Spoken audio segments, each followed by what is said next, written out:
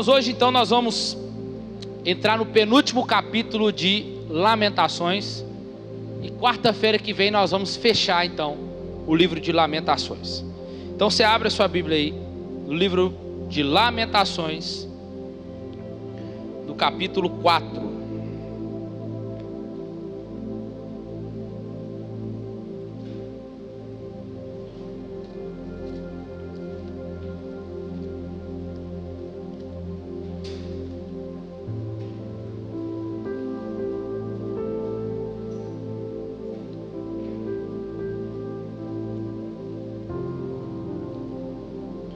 Lamentações, capítulo 4.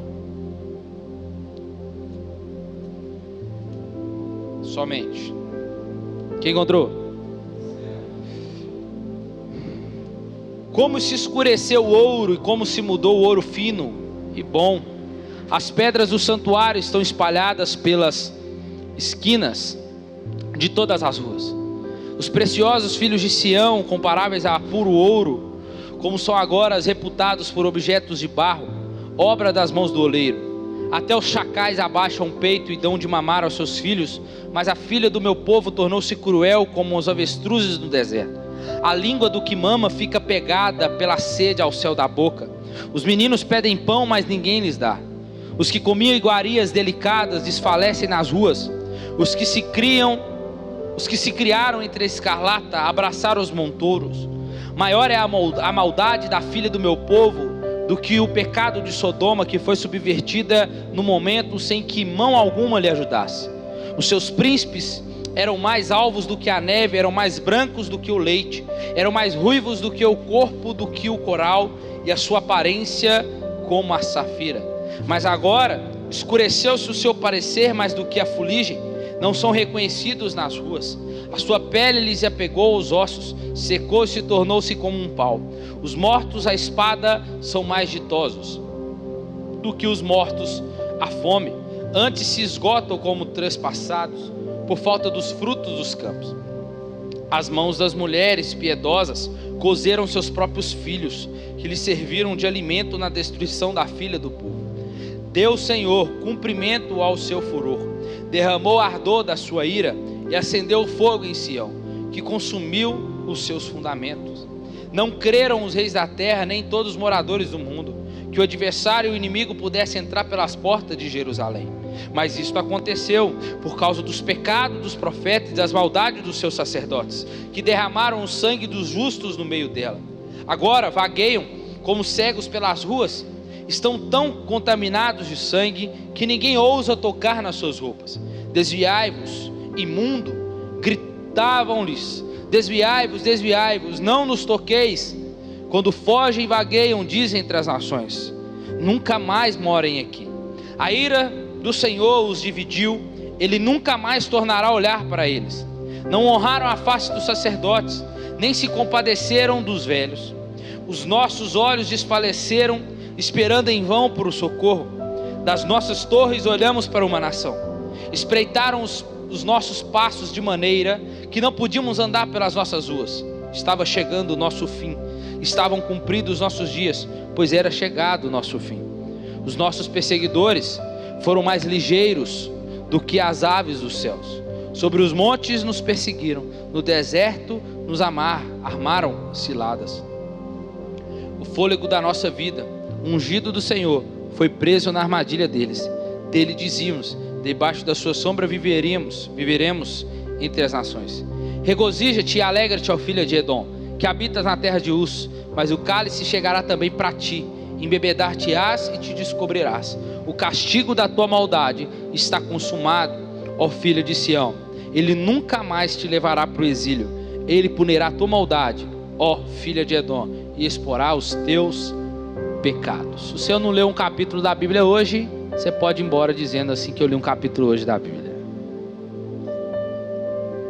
Irmãos, o título hoje é: a disciplina ainda continua.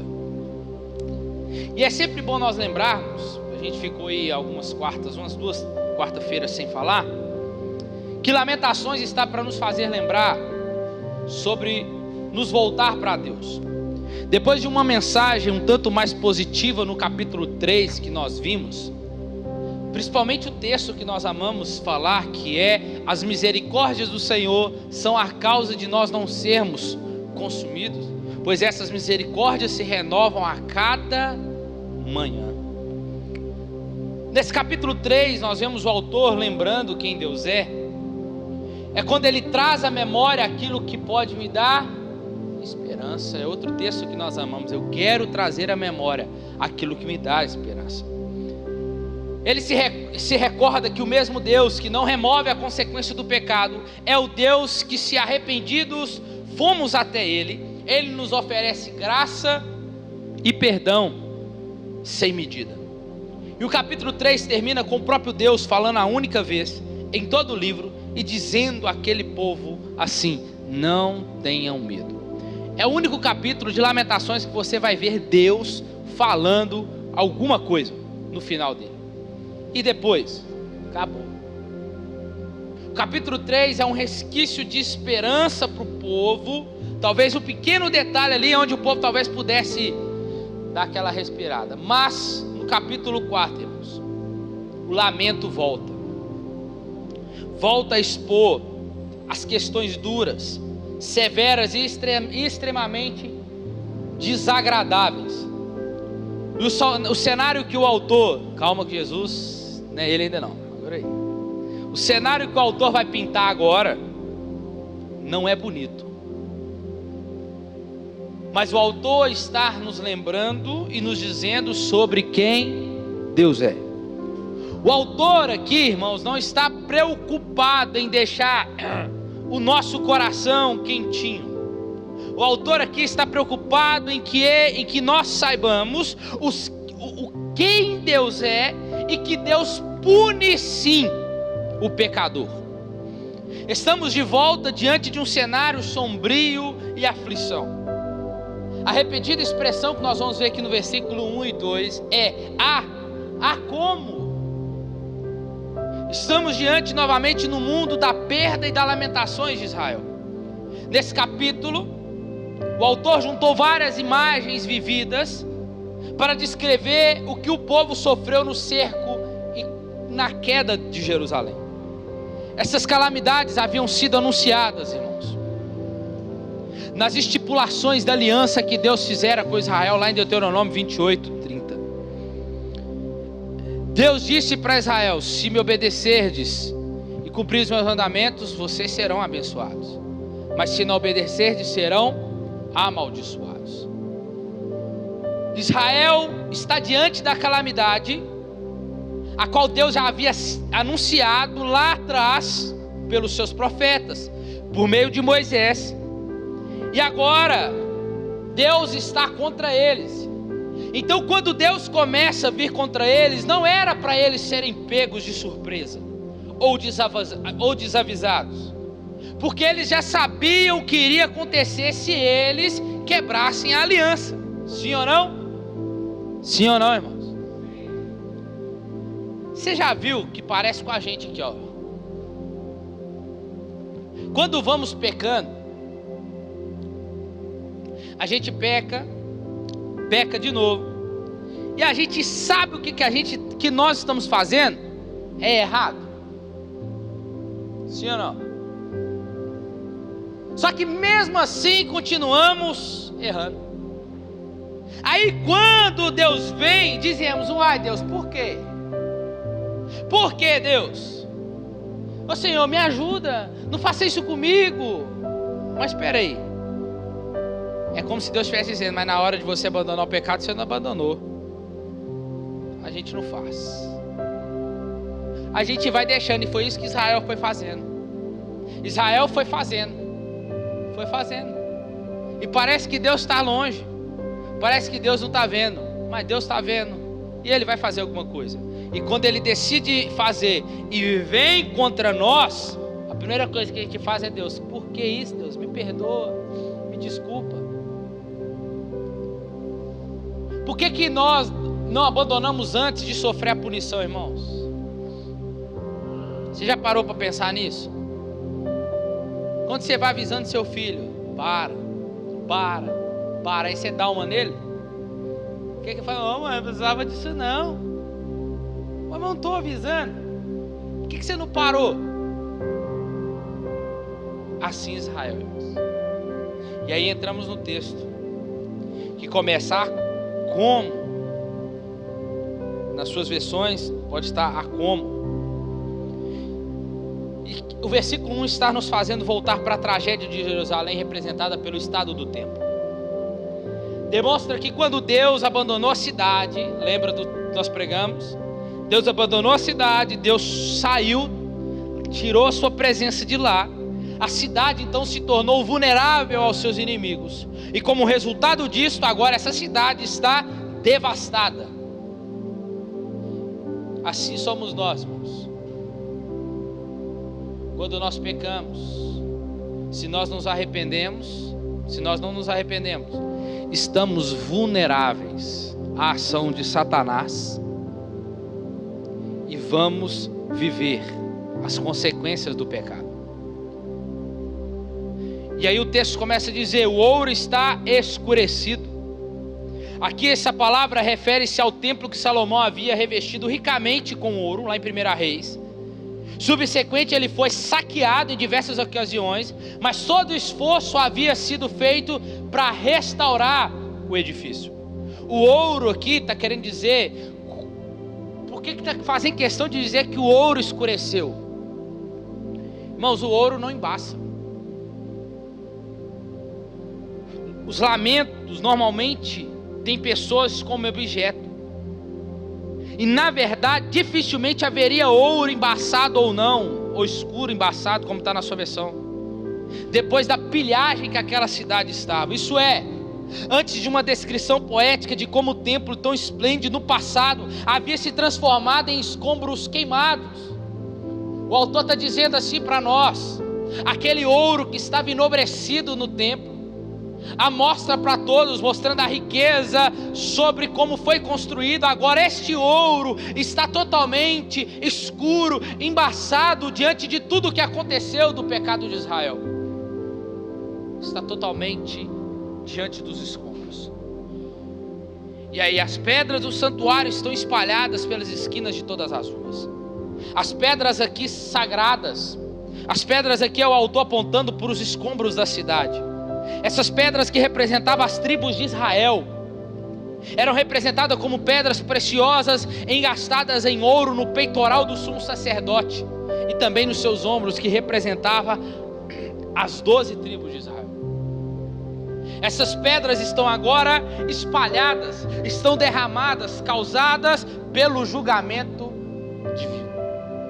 Aquilo que era servir, aquilo que era para o povo oferecer sacrifícios, adorar, entregar o melhor para Deus, agora por causa do pecado do povo, Deus julgando o povo, agora isso não passa de pedras espalhadas pelas ruas, sem valor nenhum, para nada mais serve. E o que o texto quer nos mostrar aqui, que é por causa do pecado do povo, por causa do pecado, o povo de Deus havia se depreciado. Quando ele usa a palavra pedras preciosas e usa a palavra o ouro aqui, o autor está nos querendo dizer que o povo de Deus havia totalmente se depreciado. O que é isso? O povo perdeu toda a sua beleza. Irmão, o que faz eu e você, esse vaso ficar um pouquinho mais bonito, não é você comer bem, não é você ter uma vida fitness, ir para academia.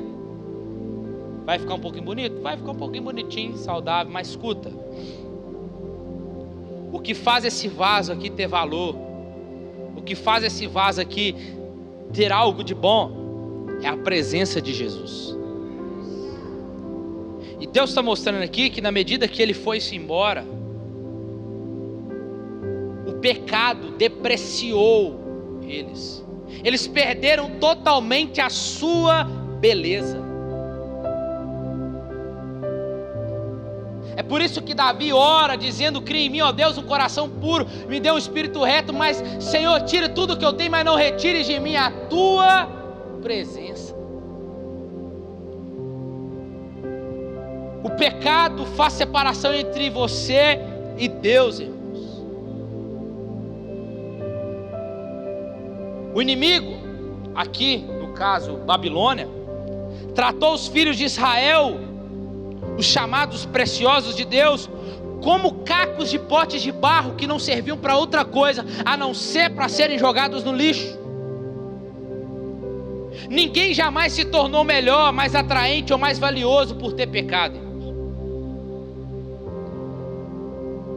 É Deus nos mostrando o que o pecado nos faz. Nos tira a beleza. O que o pecado nos faz? Nos deprecia totalmente. E o que o pecado nos faz? O que o pecado não nos faz é não ser mais atraente ou mais valioso por ter pecado. Não temos valor algum. É Deus nos mostrando o que o pecado tira a nossa beleza, tira o nosso encanto e somos jogados para o lixo. E é assim que o nosso inimigo nos trata.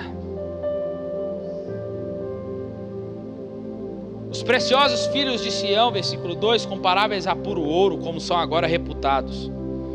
O olhar do autor se move dos edifícios da cidade para os cidadãos. As crianças, filhos de Sião, são descritas como preciosas.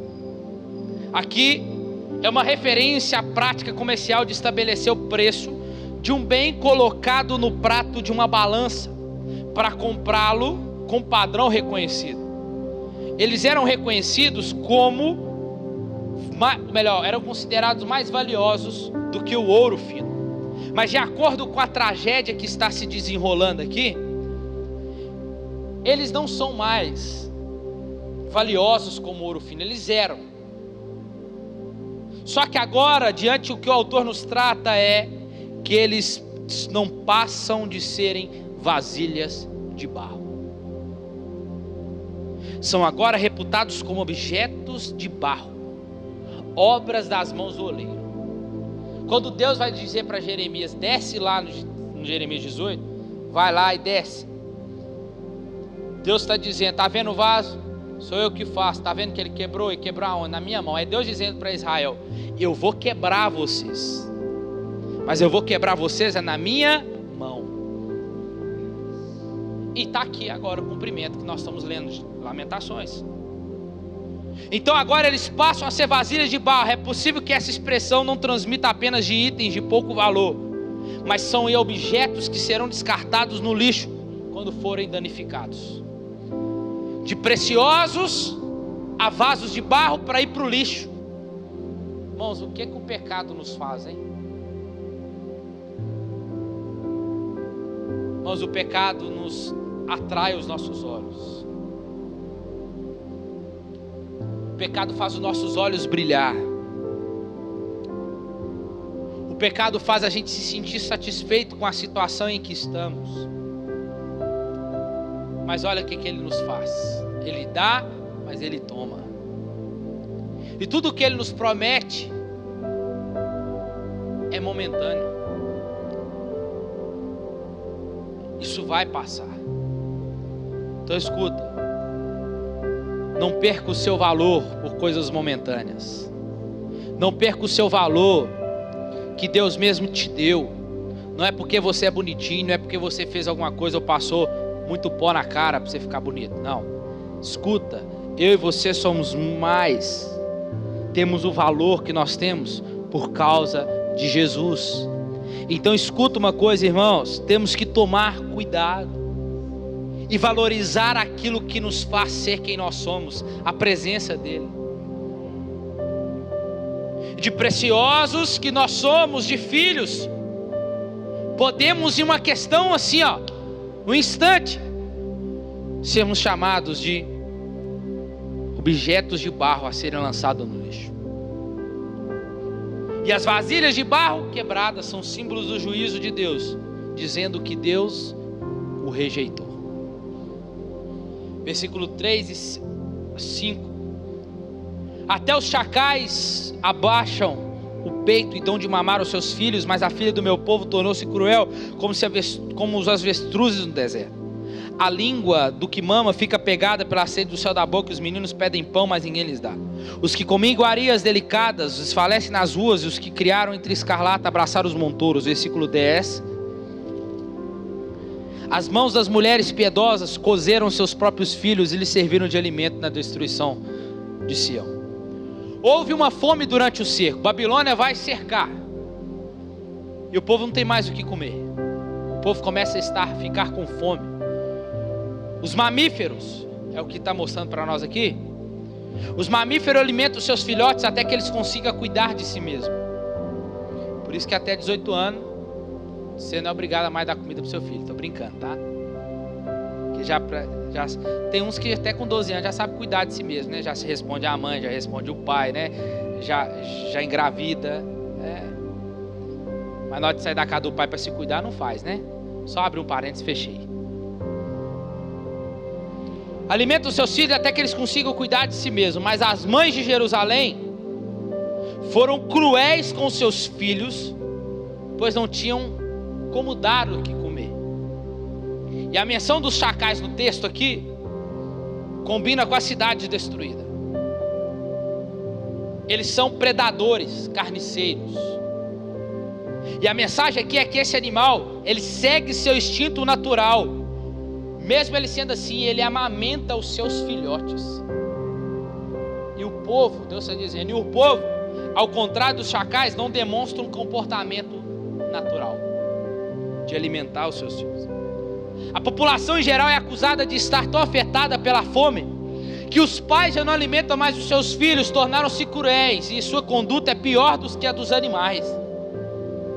Olha isso, irmãos. E na verdade ocorreu justamente o contrário, pois a mãe começou a se alimentar deles mesmos.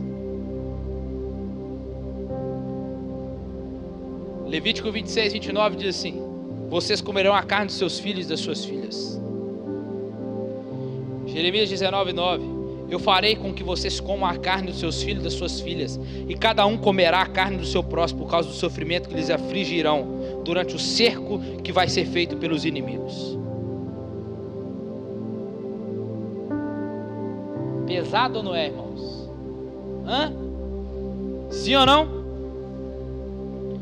Aí o texto nos fala dos avestruzes, que eram conhecidos por botar seus ovos no deserto e depois abandoná-los, como as mães judias estão abandonando seus bebês. Os ricos outrora, no versículo 10, estão acostumados a comer iguarias, agora eles estão revirando os montes de lixo para encontrar algum alimento. E aqueles que eram o povo especial de Deus estavam vivendo agora como animais, pois haviam dado as costas para o seu Criador. Não vira as costas para o seu Deus, não, irmãos. Principalmente quando as coisas estiverem tranquilo, quando as coisas estiverem bem na sua vida, quando seu salário estiver caindo bonitinho na sua conta, você estiver ganhando a mais, quando seu dinheiro começar a sobrar, quando você começar a ter um carro bom, quando as coisas começarem a melhorar na sua vida, não vira as costas para Deus não, porque aquele que permitiu te dar, aquele que permitiu você conquistar, Ele é o mesmo que pode permitir e tirar tudo que você tem. Que isso, Edgar? Que Deus é esse? É o Deus da Bíblia. Então toma cuidado. Por isso que Ele é o Deus que abre, mas é também o Deus que fecha. E nós estamos vendo isso aqui. O povo de Israel é um dos povos mais abençoados de toda a face da terra. A igreja, no século que nós estamos aqui, no tempo que se chama igreja, nós somos o povo que recebemos mais da graça de Deus do que qualquer outro povo na face dessa terra. Mas se nós não valorizarmos a presença, se nós acharmos que está tudo bem viver na prática do pecado, está tudo bem sem viver, sem se arrepender, irmãos, se vivêssemos assim, estamos virando as costas para Deus, e Deus a qualquer momento, talvez não agora, mas naquele grande dia, as costas que você vai ver, não vai ser a sua, vai ser a dele, dizendo: eu não te conheço. Versículo 6: maior é a maldade da filha do meu povo do que o pecado de Sodoma. Olha isso aqui, irmãos. Que foi subvertida no momento sem que mão alguma lhe ajudasse. Os seus príncipes eram mais alvos do que a neve, eram mais brancos do que o leite, eram mais ruivos do que corpo que o coral, e a sua aparência como a safira. Mas agora escureceu-se o seu parecer mais do que a fuligem. Não só reconhecido nas ruas, a sua pele lhe apegou os ossos, secou-se e tornou-se como um pau. Os mortos à espada são mais ditosos do que os mortos à fome. Estes se esgotam como transpassados por falta dos frutos dos campos. Durante séculos e séculos, a nação de Israel havia sido objeto do amor e da graça de Deus, assim como a igreja é hoje. Ele os havia livrado do Egito, conduzido à terra prometida, entregando vários inimigos nas suas mãos, dado a vitória para eles, suprindo generosamente todas as suas necessidades. Mas agora, o cerco da Babilônia foi longo, foi penoso. Irmãos, escuta, teria sido muito melhor que o Senhor tivesse destruído a cidade de uma vez do que deixar Israel passar o que eles estavam passando. Mas o desejo de Deus era fazer com que eles viessem aprender com seus erros. Eles entenderam o que eles estão passando é porque eles erraram.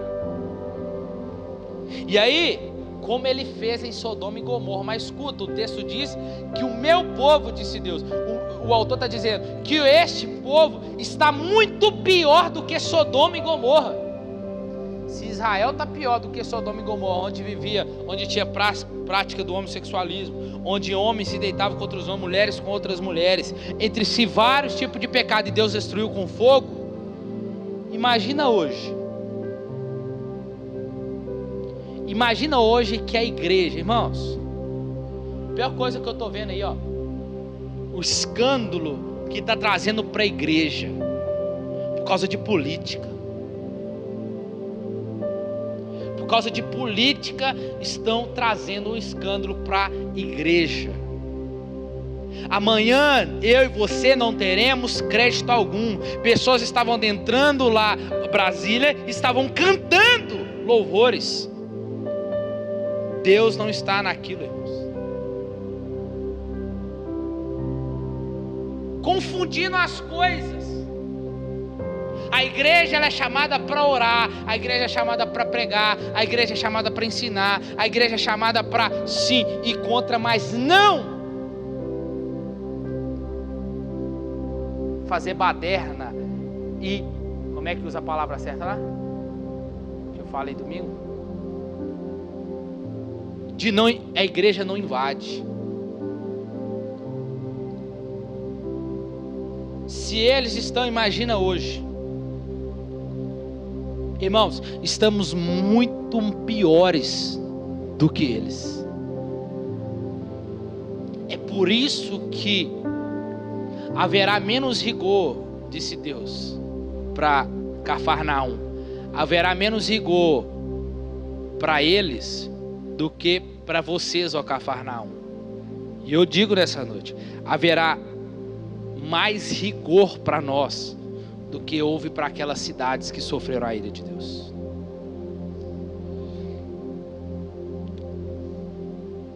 Os pecados de Judá são maiores do que Sodoma, pois eles haviam visto a glória de Deus. Eles viram, irmãos, a glória de Deus, e hoje nós temos Deus morando dentro de nós.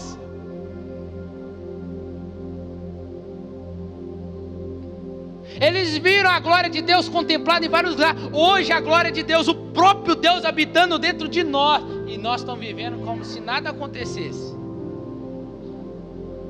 Está tudo normal. O privilégio sempre trazia consigo responsabilidades. Mas a nação se recusou a obedecer o Senhor e foi castigada pela sua rebeldia. Para o povo, irmãos, teria sido melhor morrer na batalha do que definhar lentamente de fome. Se Deus fez isso com Judá, imagina o que Ele pode fazer conosco. É tempo de nós nos arrependermos, irmãos. Não é só hoje, é todo dia. É confessar os nossos pecados todo dia. É dizer para Deus que nós somos fracos, nós carecemos dEle, que nós precisamos dEle, que sem Ele a gente não vai chegar a lugar nenhum, que sem Ele a gente não consegue, que sem Ele nós vamos errar mesmo, nós vamos pecar mesmo, mas a gente precisa dEle. É se arrepender. E o que eu vejo com isso, irmãos, é que esse versículo 6 lembra da responsabilidade mais importante do povo de Deus, de viver de acordo com seus preceitos, no que diz respeito a quem muito é dado, muito será cobrado. E a igreja foi dado a ela muito, e muito a ela será cobrado. Versículo 11.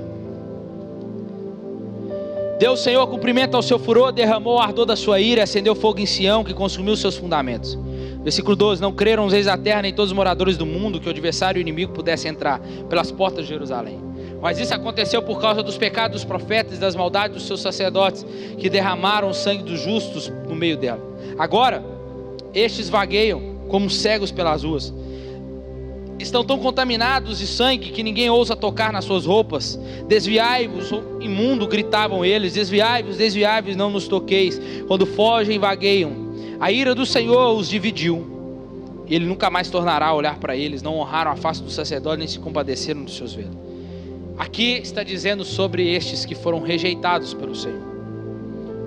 Versículo 11 ocorre a primeira menção do Senhor nesse capítulo, quando a atenção passa da reflexão sobre o desdobramento da tragédia para uma retrospectiva de todas as razões que causou aquilo. O autor faz questão de dizer que a destruição foi causada pelo Senhor, que agiu contra ela. O autor usa algumas expressões sobre a ira de Deus aqui, sobre fúria, refere-se ao calor da sua ira, sobre consumir, não sobrar nada, e sobre derramar, como se derrama uma água. Ele derramou a sua ira. Os babilônios também representa para nós sobre o que os babilônios fizeram. Eles incendiaram a cidade e puseram fogo em seus muros, portas, construções, inclusive nos palácios e no templo. Jeremias, irmãos, no livro de Jeremias, ele já havia advertido o povo de que o furor do Senhor iria sair como um fogo e arderia, e de que a sua cidade seria queimada pelo exército babilônico, mas eles se recusaram a ouvir, irmãos.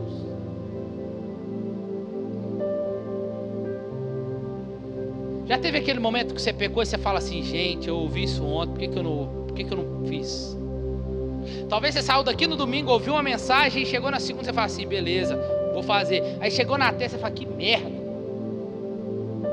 por que eu não dei ouvido? Por que eu não fiz o que foi falado? Irmãos, é difícil? É demais. Mas você já experimentou fazer o contrário? Já experimentou fazer para você ver que dá certo? Por que o povo não quis ouvir, irmãos? Porque o que Edinho falou aqui, eles estavam muito cheios de si, soberbos, achando que Deus não vai fazer nada conosco. O Deus está conosco. O Deus de Jacó é o nosso refúgio. Ninguém vai vir contra nós, não, nada vai acontecer. E Deus levantando os profetas, Deus levanta Jeremias, Deus levanta Abacuque, e nada. Não, tá de boa, ó, tá tranquilo, e tá favorável. E aí tá igual nós vivendo hoje. Só que, irmãos, a gente vai recusando ouvir a Deus quando a gente não pratica aquilo que Ele está nos falando. Deus então ardeu contra Jacó, como uma labareda de fogo que tudo consome ao redor. E as outras nações e seus governantes ficaram estarrecidos diante da destruição da cidade invencível. Peraí, esse Deus que fez isso com ele não é aquele que cuidou deles, aqueles que tirou da terra do Egito, aqueles que abriu o mar vermelho, é aquele que fez chover codornizes para eles comerem, é aquele que fez pão do céu descer, é aquele que cuidou deles, que colocou a coluna de fogo de noite, a nuvem de dia para trazer sombra, e agora aquele que fez adentrar a terra prometida, é aquele que entregou os inimigos todos nas mãos de Israel. E o que agora ele está fazendo? As nações poderiam olhar e dizer assim: agora esse mesmo Deus está totalmente contra o seu povo. Eles ficaram estarrecidos. E vemos no texto, irmão, lideranças inadequadas e uma grande desgraça para a nação e a comunidade, o povo de Deus. Lideranças que levam o nome de Deus usando o nome de Deus para poder se autopromover, irmão, Deus está vendo tudo isso.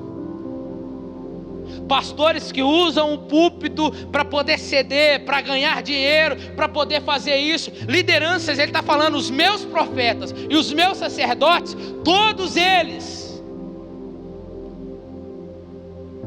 se deixaram ir. E aí ele diz, os meus sacerdotes, meus profetas, derramaram o sangue dos justos por meio dela. Agora vagueiam, agora eles estão como cegos pelas ruas. Escuta, pois se uma pessoa é cega guiar outro cego, ambos cairão numa cova. Eu tenho um amigo que é cego, ele vai chegar domingo agora, você vai conhecer ele, chama Glauber. Alguns já conhecem, que ele já veio na época do seminário. Sabe como é que eu guio ele? Eu guio ele durante o seminário aqui, ó. Ele coloca a mão aqui e ele sente quando a porra mexe, ele vai andando.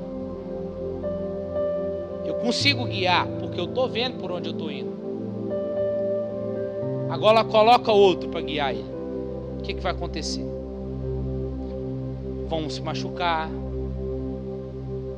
podem bater num poste. Não tem como um cego guiar outro cego. Só que Deus está dizendo, agora estes, aqueles que eram encarregados de guiar, agora eles não são mais.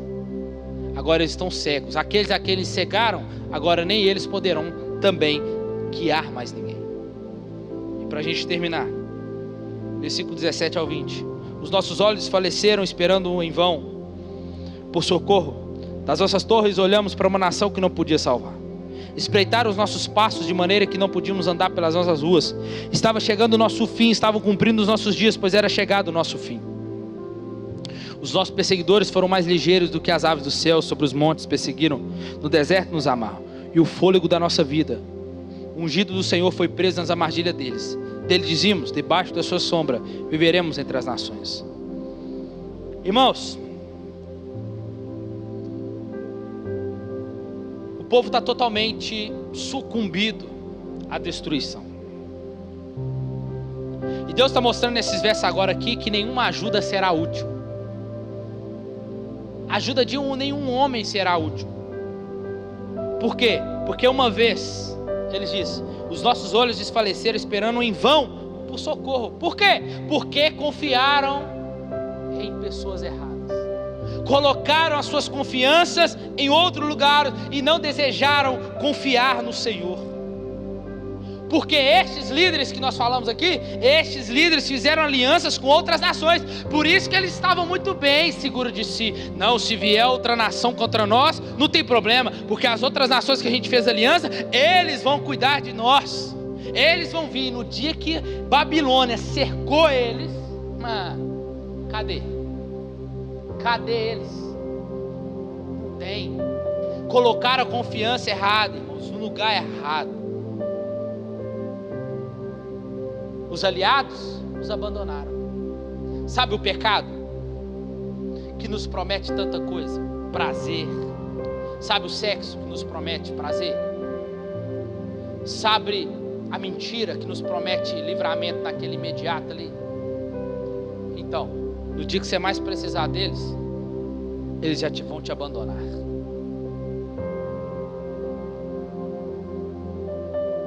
Porque o livro que eu terminei essa semana de ler, porque a nossa satisfação, mesmo que doa, porque a nossa carne carece disso, pede isso, mas isso só será possível acabar-se quando nós, que Deus está muito mais, Deus é muito mais glorificado quando nós estamos plenos, satisfeitos nele.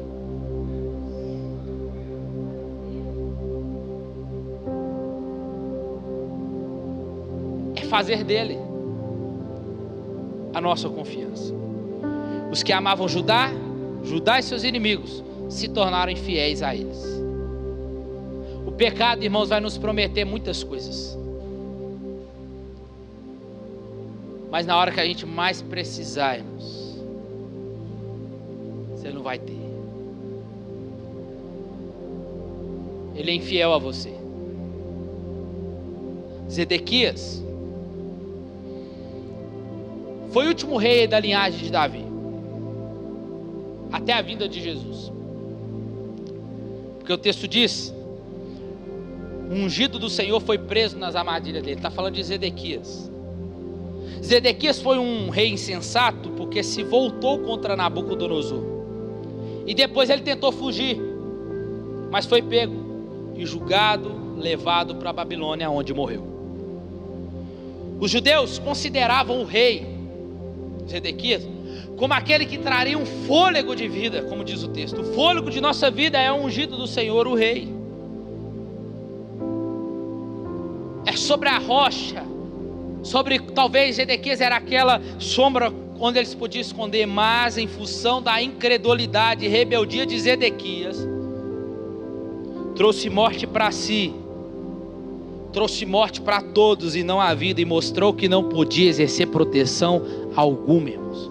Escuta, irmãos, escuta de novo o que eu vou falar. Se Deus não estiver conosco, estamos totalmente vulneráveis a qualquer ataque.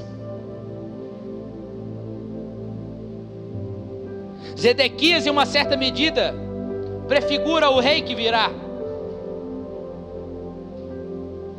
porque ele foi o último rei da linhagem de Davi. O povo esperava o verdadeiro filho de Davi, a qual ele veio. Só que agora é esse reino que eles estão esperando, este que será para nós o fôlego de vida. Ele voltará, estabelecerá o seu reinado, irá reinar para todo sempre. E o versículo 21 e 22 para a gente fechar. E aí, regozija-te e alegra, ó filha de Edom, que habita na terra de Uz, a mesma terra de Jó. Mas o cálice chegará também para ti, vocês vão se embebedar, e vai descobrir: o castigo da tua maldade está consumado, ó Israel. Nunca mais te levarei para o exílio. Ele punirá a tua maldade, ó filho de Edom. O cálice de Edom, irmãos.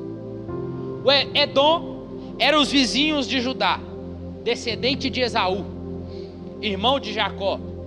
Jacó e Esaú lutaram um contra o outro desde o nascimento, você sabe a história. Os edomitas perpetuaram essa discórdia entre as famílias até esses dias. Eles se alegravam, regozijavam-se com a destruição de Jerusalém, por causa dessa rixa que eles tinham entre Jacó e Esaú. Incentivavam os babilônicos, e é possível até que os tenha ajudado na conquista. Os judeus haviam bebido ao cálice amargo da ira de Deus, mas agora o texto está nos dizendo que um dia este mesmo cálice seria passado para Edom, e chegaria a hora do seu juízo. O texto diz que ele não deixará mais o seu povo no exílio, diferente que acontecerá com Edom. Irmãos, o povo de Deus, ele pode sim ser punido, ele pode ser sim vindo a parte de Deus com uma vara para nos castigar, mas só Deus pode fazer isso. Só Deus pode tratar com o seu povo. Só Deus pode exortar o seu povo. Só Deus pode corrigir o seu povo. Deus usa uma nação ímpia, mas essa mesma nação ímpia será julgada por Ele também.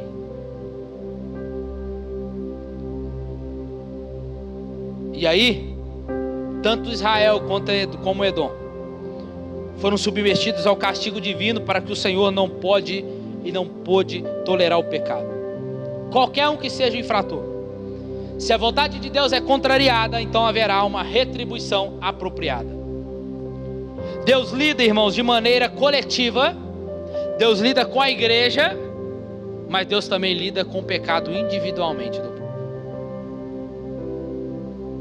Na sua disciplina corporativa da sua igreja, quando o Senhor disciplina, entenda, é para restaurar o seu povo. Então, se eu e você estamos submetidos à disciplina de Deus, irmãos, saiba que Deus sempre visa não a nossa destruição, mas sim a nossa restauração.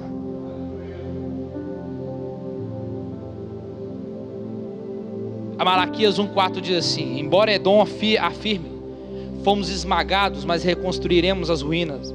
Assim diz o Senhor dos Exércitos: podem construir, mas eu destruirei. Eles serão chamados de terra perversa, povo contra quem o Senhor está irado para sempre. Deus não disse que está irado para sempre com Israel. Deus disse para Edom, uma nação ímpia, que riu, que se alegrou com a destruição do povo. Deus está dizendo: o que vocês construir, eu colocarei por terra. Vocês serão odiados. Vocês todos os dias da sua vida experimentarão da minha ira. Irmãos, aqueles que não creem em Jesus, aqueles que são ímpios, aqueles que hoje riem do povo de Deus, o que é deles estão guardados. Não é hoje, deixa viver, deixa fazer o que quiser, mas naquele grande dia, o que precisamos, irmãos, entender é que precisamos abandonar a idolatria de nós mesmos, a idolatria da nossa vida, aquilo que nos promete tanta coisa boa nessa vida, e corremos para aquele que pode nos dar o fôlego de vida, que é Jesus, aquele que foi para a cruz, aquele que um dia experimentou a ira do Pai e não fugiu, mas correu para a cruz. Entendemos que só Jesus pode nos satisfazer, irmãos. Entenda, para que entregar o nosso coração para deuses que não querem o nosso bem? Para que entregar o nosso coração para as coisas que dão prazer nessa vida, mas que te darão sofrimento eterno? Entenda, a nossa expectativa tem que ser o reino, aonde Cristo já reina, mas reinará para todo o sempre. Deus está nos ensinando, irmãos. Saiba que se a disciplina de Deus vier, saiba que Ele visa nos restaurar. Deus não quer nos ver um coração quentinho. Deus quer nos ver fiéis a Ele. Fica de pé no seu lugar.